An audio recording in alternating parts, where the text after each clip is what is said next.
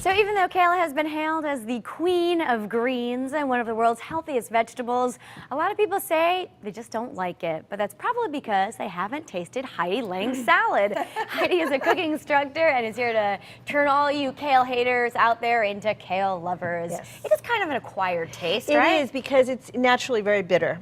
Right. A lot of people cook it. I think it's actually better raw, and so we're going to show you how to massage it and then to chop it in fine pieces and then add lots of great ingredients. Because after all, it has so many good qualities. It has antioxidants, high in vitamin K for anti-cancer, high in iron. So if you have any iron deficiency, it's a great thing.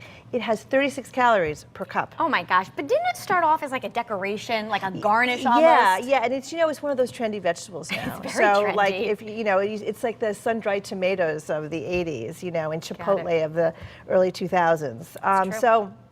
But the difference is that this is so healthy, and if you can incorporate it into your diet, and if you have a bowl of salad with a nice protein for lunch or dinner, you really aren't hungry for 8 hours. Wow, I kid you not. that's great. I kid you not. So, but we do have to dress it up. So okay, we have. so you've chopped it up. So nice. I've chopped it. I have this chopped up, and I just want to show you. Yes. First, you want to. Because it's a little intimidating in the grocery store. The big stalks. Yes. Now let me show you. This comes on these stalks. Yes. Okay. So you want to take. You don't want this fibrous stuff. At all. This is really not, this is the stalk, it's terrible. So just pull the leaves off, and this is what you're left with. And so some people say you just massage it a little bit, but I think that's fine. But actually the easier way is just to chop it, and this has already been chopped. Okay. And two reasons for that. One, kale doesn't have a very good texture in your mouth. It's a little too crunchy, so if it's smaller pieces, that changes everything, okay? So we've chopped this up nice and fine. We'll put the last bit here. And we have 6 to 8 cups, okay?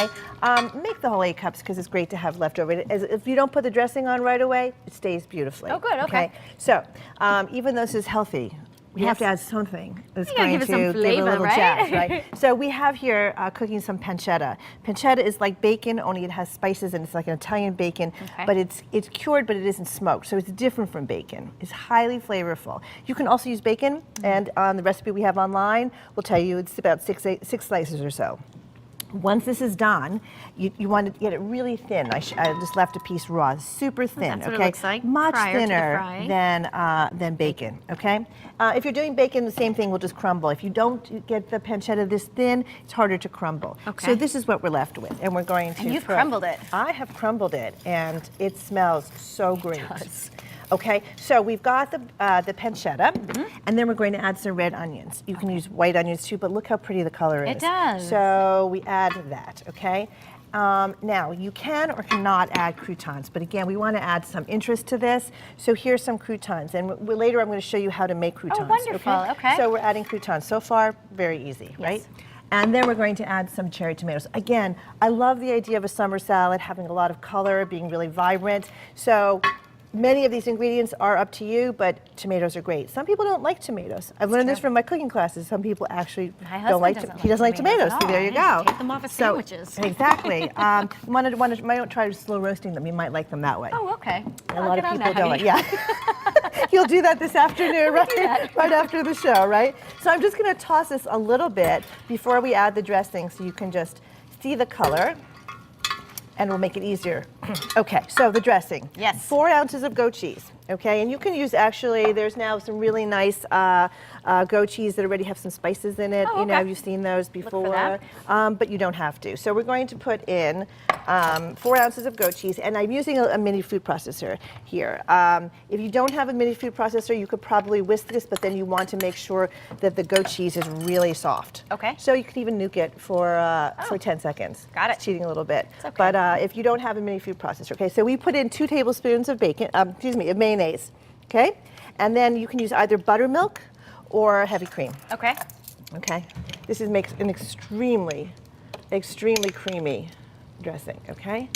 And then we're going to put in half a cup of oops, that's the wrong one.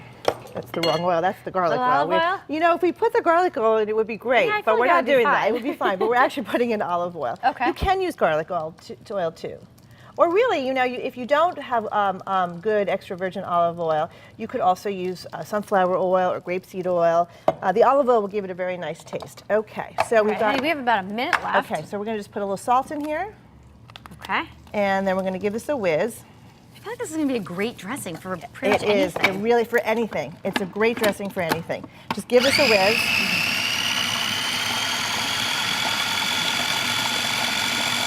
How are your And then cooking classes voila. going? Cooking classes the are fake great. cooking We've got school? tons of summer healthy salads and summer sampler classes coming up. I just want to show you. So then you'll put this dressing right over there. Oh, you'll right dress it, before right? you Okay. serve it. And for the croutons, all we're going to do. Of course, they're homemade. They are homemade, and it's so simple, Teresa. Really, I'm serious. We're just going to take some garlic. This is the garlic oil. And okay. again, if you don't want to have garlic oil, you can use a little garlic powder and add it to some regular oil. Is this stale bread or just regular bread? This is stale bread. That's the best thing about it. Last time I was on, we made pancetta. We used stale bread. Same thing. This is a great use of stale bread. Never throw it out. Okay? And you do this, put a little salt on it, in the oven for 5 to 7 minutes. Voila, Easy. you're done. All Easy right. Well, we're peasy. going to taste all this at the end of the show. Heidi, thank you so Oh, much my for pleasure. being here. We're going to have a Always a great pleasure. lunch. And